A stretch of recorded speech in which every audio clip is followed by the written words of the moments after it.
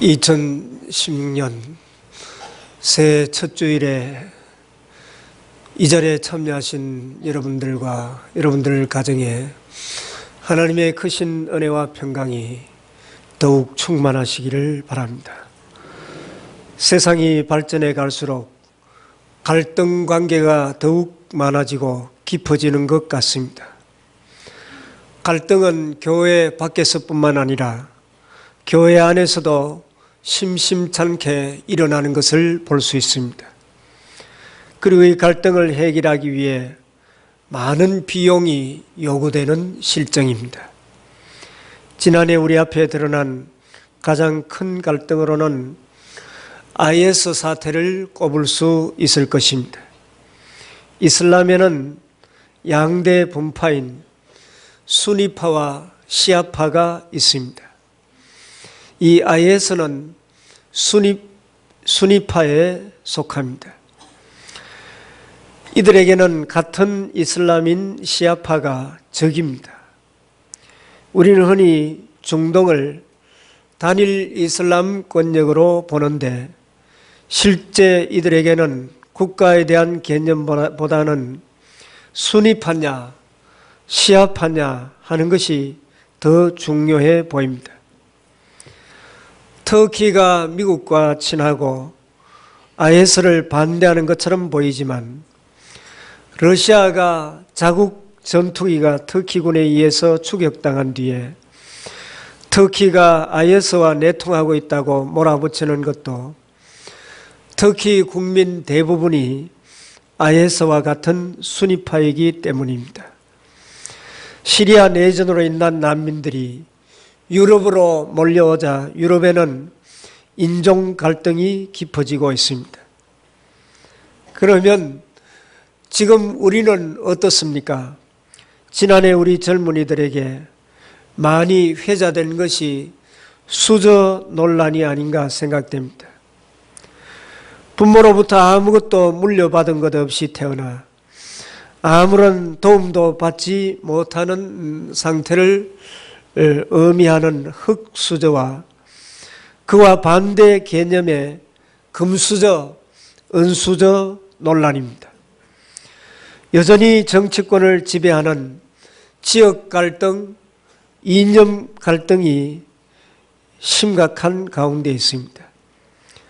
갑과 을의 갈등도 있습니다. 가정 안에서도 이런저런 갈등이 있습니다. 우리 교단 총회는 교회와 사회 발전을 저해하는 이 다양한 갈등을 해소하고자 하는 그런 염원을 담아 이번 회기의 주제를 주님, 우리로 화해하게 하소서 하는 주제를 정했습니다. 그리고 우리 교회 원래의 표도 주님, 우리로 화해하게 하소서라고 정했습니다.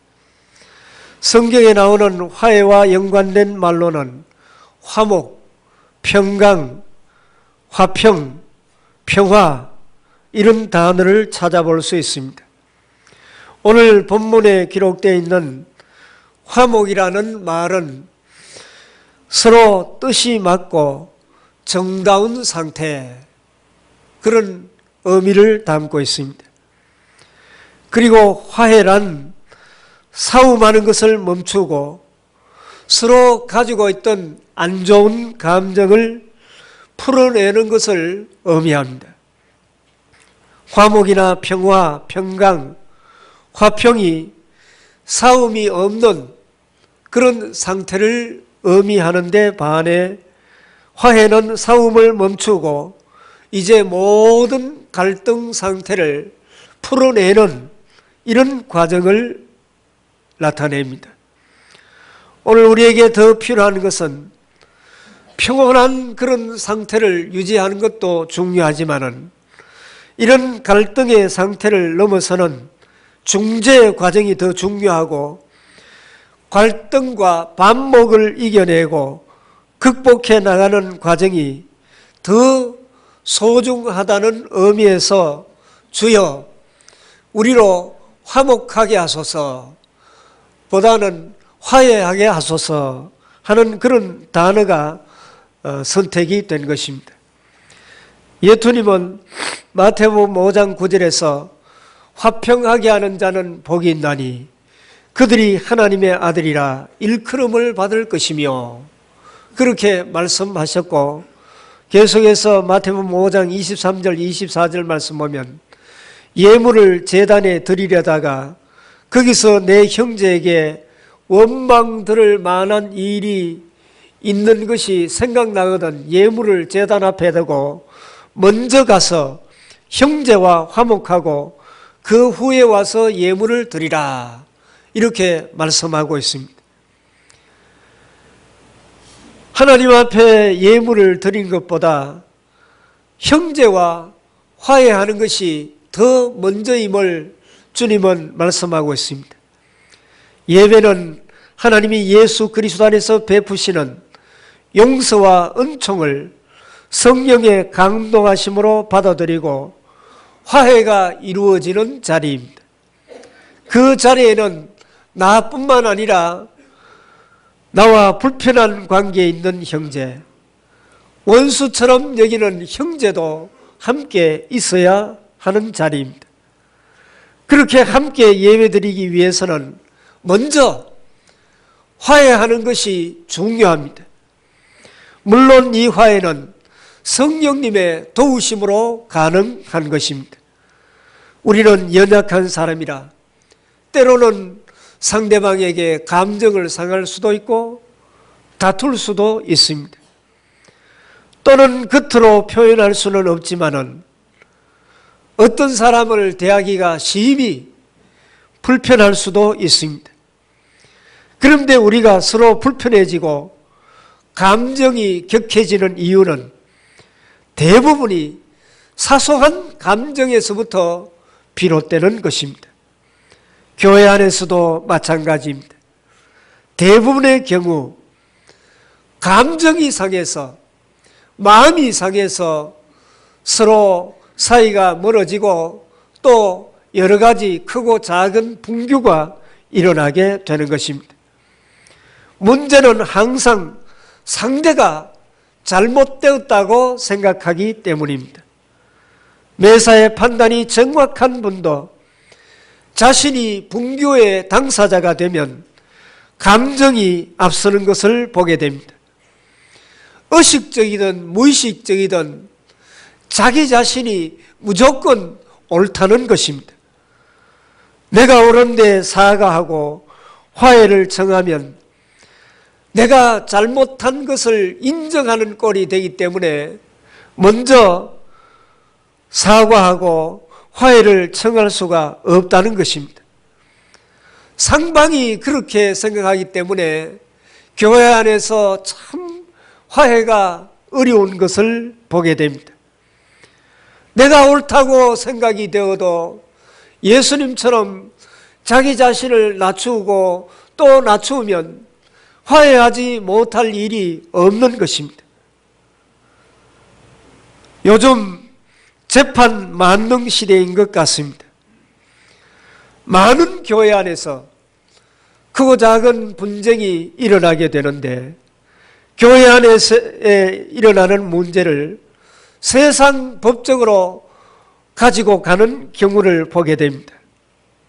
이것은 결코 옳은 일이 아닙니다. 물론 화해를 위한 노력과 중재가 도저히 안 될 때 어쩔 수 없는 경우도 있겠지만은 무슨 일만 있으면 사회 법정으로 가지고 나가는 것은 결코 신앙인의 태도가 아닙니다. 바울은 고린도전서 6장에서 성도들 간의 다툼으로 세상 법정에 고발하는 일은 옳지 않은 일임을 분명히 우리에게 말씀하여 주고 있습니다. 형제 간의 다툼이 있을 때 조용히 기도하며 말씀을 묵상해 보십시오. 감정을 가라앉히고 성령님의 음성을 기다려 보십시오. 힘들지만 참고 말씀으로 이기려는 우리의 모습을 주님은 지켜보고 계십니다. 그리고 선한 길로 반드시 우리를 인도하실 것입니다. 오늘 우리가 읽지는 않았지만은 총의 주제에 따른 또 성구는 창세기 33장 1절에서 4절 말씀이 추가되어 있습니다. 이 말씀은 야곱과 에서의 화해 장면이 기록되어 있습니다. 자신의 장자권을 빼앗아간 동생 야곱에 대한 원망이 가득했던 에서는 동생이 돌아온다는 소식을 듣고 군사 400명을 거느리고 동생 야곱을 치기 위해서 오고 있습니다. 겁이 난 야곱은 식구들과 가축을 두 떼로 나누어서 이제 에서가 한 떼를 치면 한 떼는 도망가리라 그렇게 생각했습니다. 그래도 불안해서 하나님께 도와달라고 엎드려 기도합니다. 그런 다음에 형들에게 줄 선물을 준비합니다. 가축을 나누어서 종들에게 맡기고 그리고 먼저 종들을 앞세웁니다.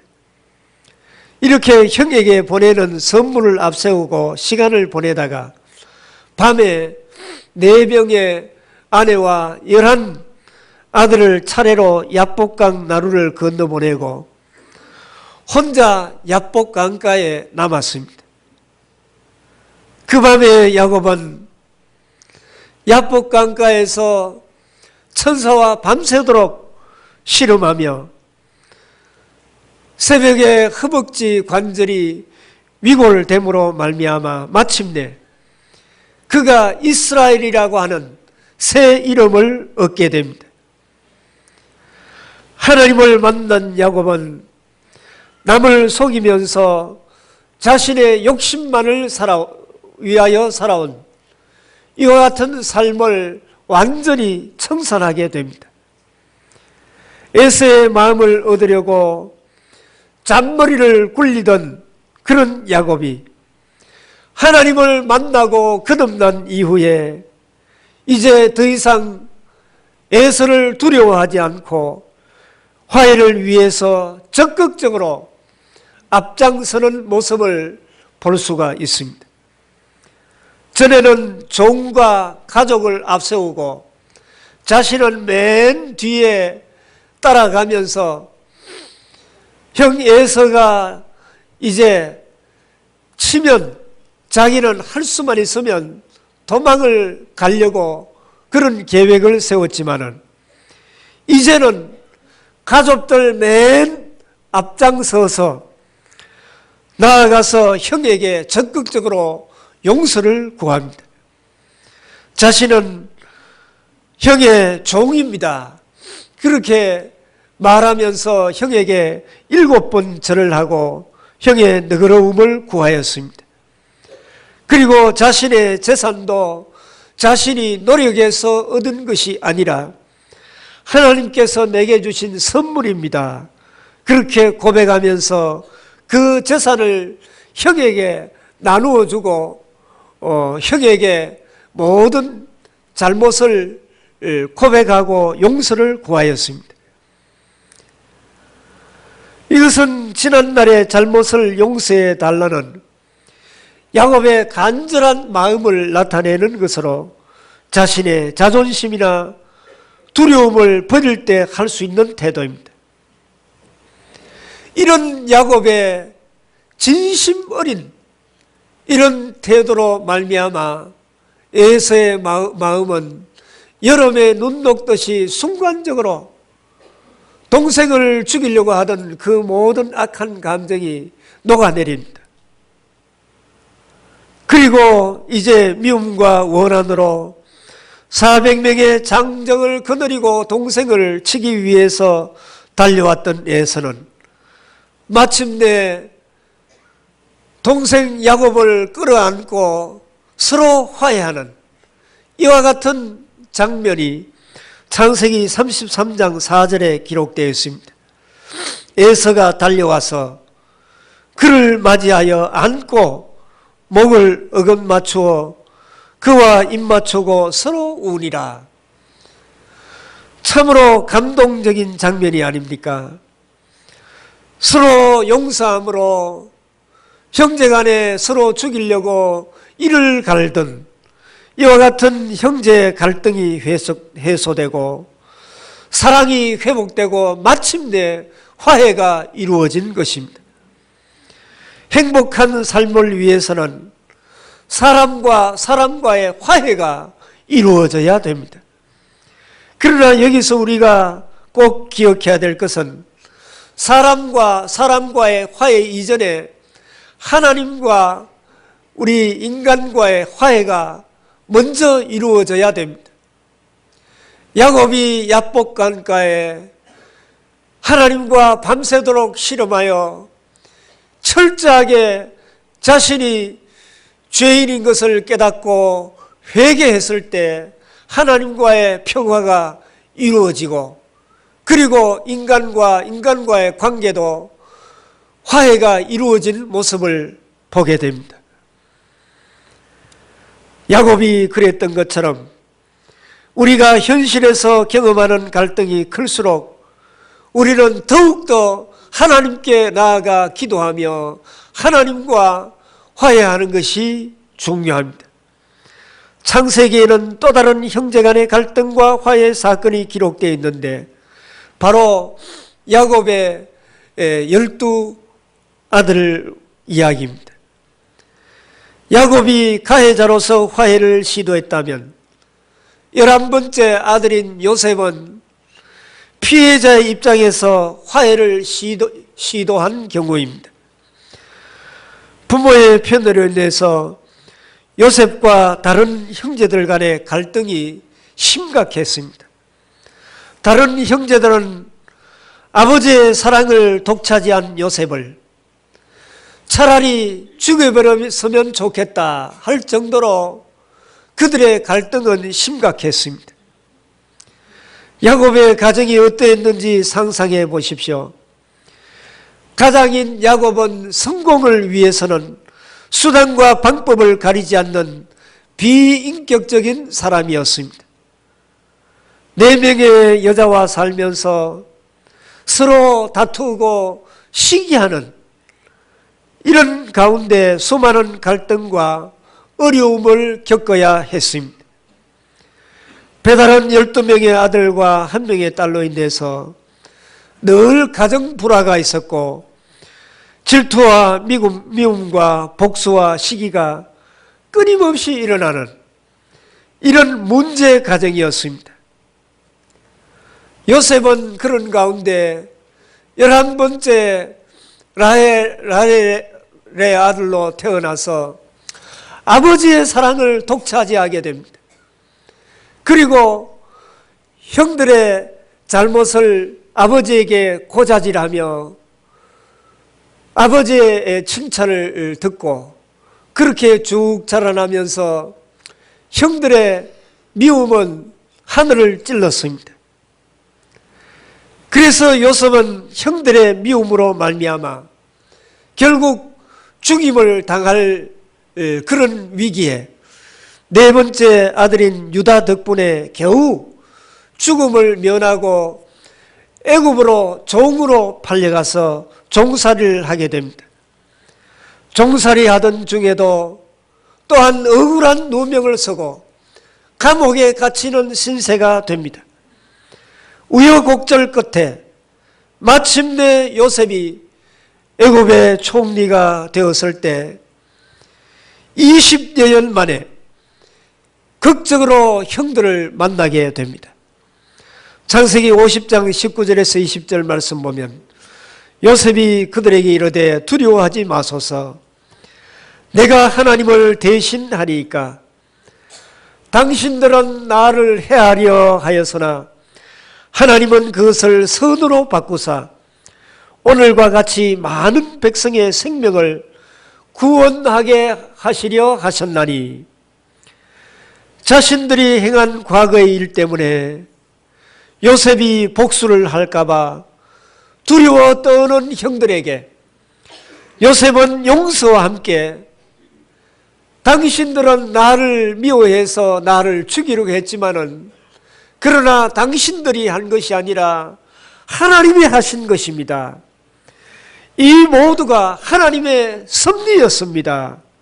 그렇게 형들을 안심시키는 모습을 보게 됩니다.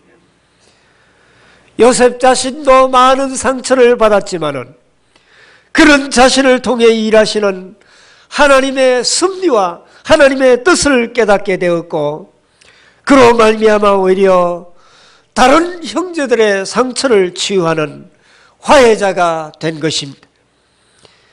바울은 3차 전도 여행을 마무리하며 에베소에 3년 동안 머물면서 고린도 교회에 편지를 써 보내게 됩니다.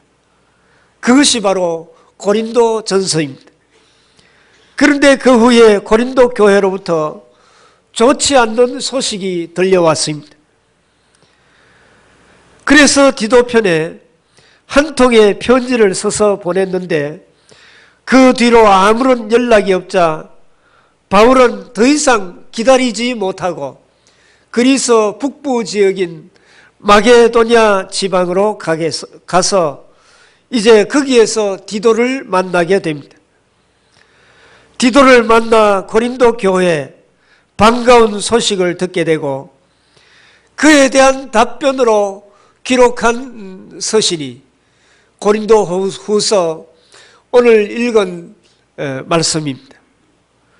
본문은 부유한 지역적인 특성과 다양하게 받은 은사로 인해서 부흥하던 고린도 교회가 여러 가지 분쟁이 일어나고 또 교회가 분열되고 심지어 바울의 사도권까지 공격을 받게 되자 바울은 다시 한번 복음의 능력을 설명하고 예수 그리스도로 말미암아 화목하게 된 교회가 그리스도의 은혜를 기억하고 화해의 사명을 감당해야 함을 강조하고 있는 말씀이 오늘 우리가 읽은 본문 말씀입니다. 아울러 이 말씀은 1900년대 중후반에 우리 한국 교회는 큰 교회 부흥을 가져왔습니다. 교회가 부흥하고 거대해지고 부유해진 한국 교회가 오늘날 어떻습니까? 서로 반목과 질시와 분열이 계속되고 복음의 순수성을 잃어가고 있습니다. 이런 우리 한국 교회 복음의 은혜를 다시 기억하게 하고 그리스도로 말미암은 화평을 더욱 확산시킬 책임이 오늘 우리에게 있음을 오늘 본문은 우리에게 가르쳐주고 있습니다. 바울은 본문에서 사람을 비롯한 모든 피조물의 뿌리가 하나님께 있음을 설명하고 있습니다. 특히 하나님의 형상대로 창조함을 받은 우리 인간이 범죄함으로 말미암아 하나님과의 모든 약속이 깨어지고 하나님과의 관계가 단절되고 온갖 저주와 분쟁과 온갖 악독이 이 세상에 가득하게 된 것입니다. 이 단절된 관계를 회복하기 위하여 예수님께서 하늘 보호자의 영광을 버리시고 이 땅 위에 오셔서 친히 우리의 모든 죄값을 담당하시고 십자가를 지심으로 말미암아 하나님과 우리 사이에 원수된 관계가 회복된 것입니다. 오늘 본문 18절 말씀 보면 그가 그리스도로 말미암아 우리를 자기와 화목하게 하시고, 이 말씀은 예수 그리스도의 구속사역의 핵심이 하나님과 우리 사이를 화해하게 하시는 이와 같은 사역임을 말씀하고 있는 것입니다. 그리스도인에게서 화해는 하나님과의 원수된 관계를 청산하고 철저하게 회개하고 정상적인 관계를 회복하는 것입니다. 교회는 예수 그리스도의 몸입니다. 예수님께서 우리에게 화해의 사역을 하셨는데 교회에 지체인 우리들도 마땅히 예수님께 손과 발이 되어 주님의 이 화해 사역에 동참하는 자가 되어야 하는 것입니다. 그런데 이 동참은 수동적인 것이 아니라 주님이 우리의 죄를 용서해 주시고 구속해 주신 그 은혜에 대한 감사함으로 마땅히 우리도 이 화해 사명을 잘 감당해야 되는 것입니다. 그러면 세상에서 교회가 어떻게 이 화해 직분을 잘 감당할 수 있겠습니까? 먼저 교회는 4분 5열 분열되면 안 됩니다. 먼저 교회가 하나로 뭉쳐야 됩니다. 선교 초기에 선교사들이 연합과 일치를 위해서 노력했던 것처럼 여러 가지 수많은 교파가 갈라지고 서로 공격하는 그런 상태에서 서로 다름을 인정하고 그리고 교파의 이익보다는 복음이 세상에 가져다 줄 이익을 생각하며 교파 간에 서로 양보하고 타협을 이끌어내는 것이 중요합니다. 그리고 교회는 세상 가운데 구원을 이루는 공동체가 되어야 됩니다. 과거의 구원의 개념은 예수 천당 불신지옥, 예수 믿으면 구원받고 천당 가는 것으로 여기에만 중점적으로 전도를 했습니다. 그러나 오늘날 구원은 전인적인 구원을 강조하고 있습니다. 인간이 하나님의 형상을 회복하고 수직적으로 하나님과의 관계가 회복되면 수평적으로 인류와 창조 세계관의 관계 회복을 중요하게 생각합니다. 이것을 위해서 교회는 사회적인 갈등 속에 고통받는 이들을 찾아가 위로하고 서로 반목하는 개인과 집단들에게 하나님의 정의와 공평을 선포하며 상호 간의 회개와 용서가 이루어지도록 우리 믿는 자들이 먼저 노력해야 되는 것입니다. 그래서 교회는 성도들이 그리스도의 십자가 사랑을 회복해서 화해자로서의 귀한 사명을 잘 감당할 수 있도록 이런 공동체가 되어야 하는 것입니다.